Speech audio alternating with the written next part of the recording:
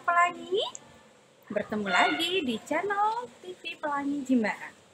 Baik, kalian sudah siap? Sudah gak sabar lagi? Jangan lupa, siapkan alat tulis dan buku semuanya. Oke anak-anak? Selamat menyaksikan.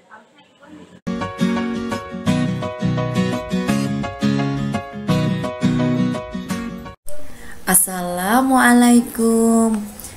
Bismillahirrahmanirrahim. Assalamualaikum warahmatullahi wabarakatuh. Apa kabar kelas 5?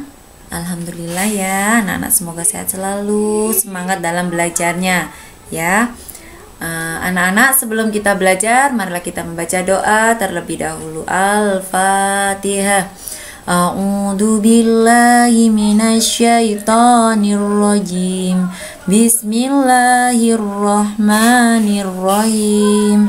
Alhamdulillahi rabbil alamin. Ar-Rahmanir-Rahim. Maliki yaumiddin. Iyyaka na'budu wa iyyaka nasta'in.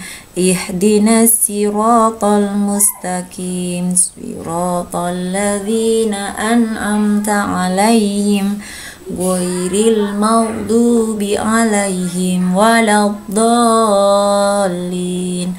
Amin. Raditu billahi robba wa bil islami dina wa bi muhammadin nabiyya wa rasula. Rabbi zidni ilma warzuqni fahma. Amin ya rabbal alamin. Alhamdulillah anak-anak, kita lanjutkan ya untuk pertemuan yang ketiga ya. Pembelajaran ketiga tentang cita-citaku menjadi anak yang soleh ya. Siapa yang ingin menjadi anak yang soleh? Pasti semuanya ingin menjadi anak yang soleh ya. Nah, apakah kamu pernah mendengar ada cita-cita jadi anak yang soleh?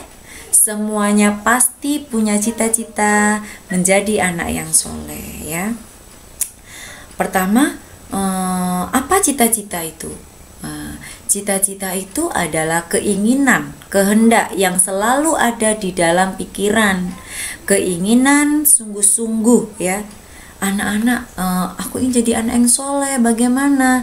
Nah, kita pelajari yang di bawah ini. Pertama, kita harus orang jujur. Kita harus bisa menjadi orang yang jujur terlebih dahulu. Ciri-ciri anak soleh itu tadi, jujur yang pertama ya. Orang jujur disayang Allah ya. Jujur kepada Allah, ciri-cirinya selalu mentaati perintah Allah Subhanahu wa ta'ala. Dimanapun kita berada ya, kita selalu jujur ya. Contohnya kalau di sekolah, ketika anak-anak ingin mengerjakan tugas, anak-anak harus jujur, nggak boleh mencontek, atau anak-anak tidak boleh lihat jawaban orang lain ya, mencontek di buku juga nggak boleh ya. Anak yang sedang beribadah ya, rajin sholat, ngerti waktunya sholat zuhur, asar, maghrib, atau isya, itu anak-anak sudah tahu tepat waktunya. Nah, itu adalah ciri-ciri orang yang jujur. Orang yang jujur akan disayang oleh Allah. Yang kedua, jujur kepada diri sendiri ya. Apa contohnya? Di sini nih contoh, jujur terhadap diri sendiri. Pada saat melakukan inspeksi mendadak di SD Negeri 10, ini contoh ya. Pada hari Senin, Pak Nuh berkata, "Saya berharap para guru menjalankan tugasnya dengan baik. Anak-anak juga dapat konsentrasi dan mengerjakan soal dengan jujur." Siapa Pak Nuh itu? Pak Nuh adalah Menteri Pendidikan dan Kebudayaan Republik Indonesia.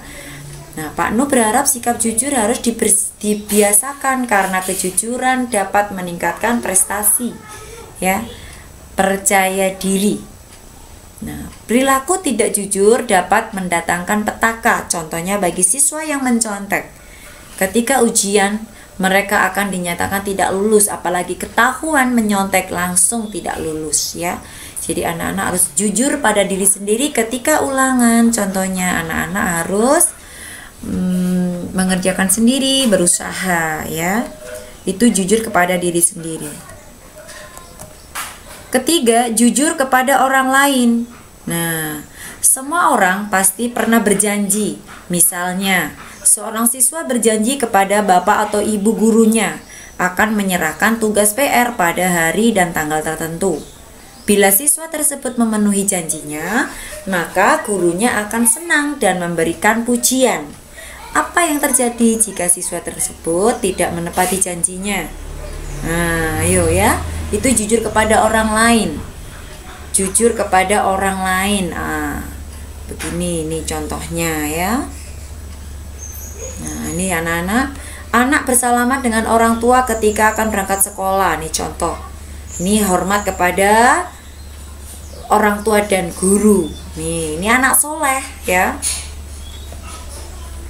Ini ciri-ciri anak yang soleh seperti ini ya. Hormat pada guru, kepada orang tua ya.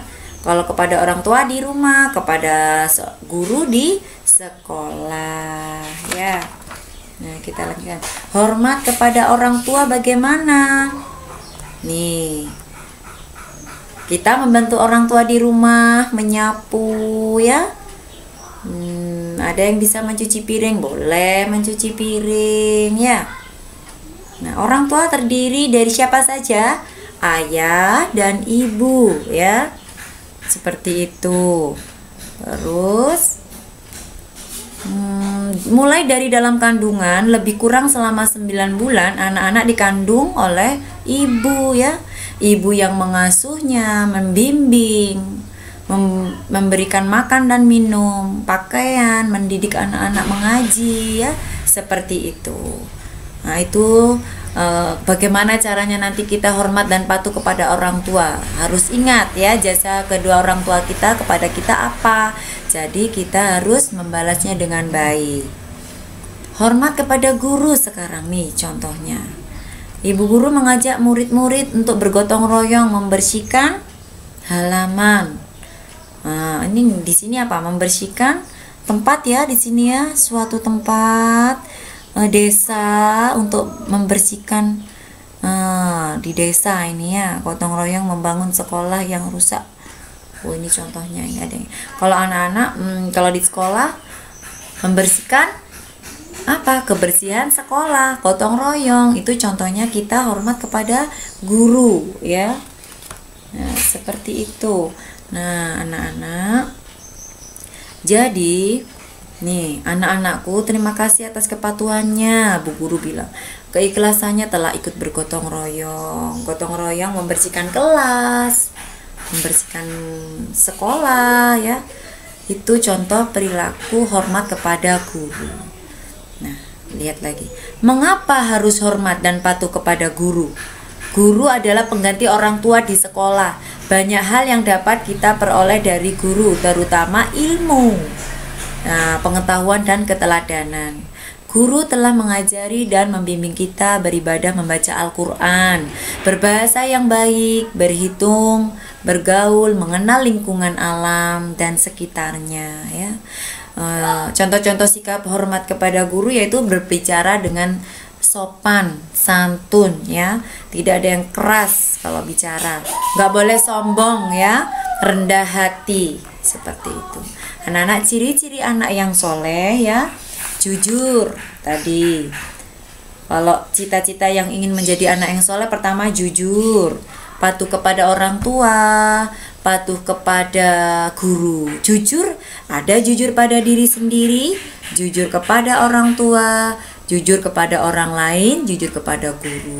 Nah, anak-anak itu adalah ciri-ciri anak yang soleh. Kalau anak-anak ingin menjadi anak yang soleh seperti itu ya. Sampai di sini dulu penjelasan Bu Nining, semoga bermanfaat. Kalau ada pertanyaan boleh WA Bu Nining ya.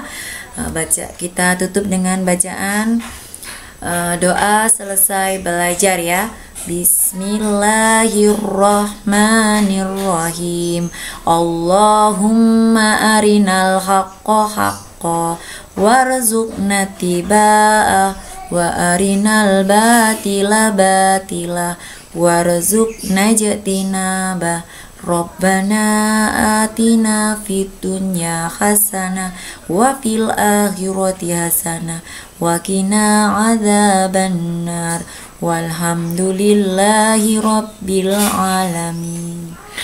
Wassalamualaikum warahmatullahi wabarakatuh.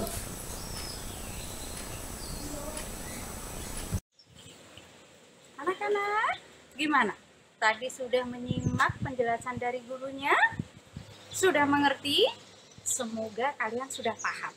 Kalau kalian belum paham, kalian bisa putar kembali. Baik anak-anak, sampai ketemu di pertemuan berikutnya. Sampai jumpa.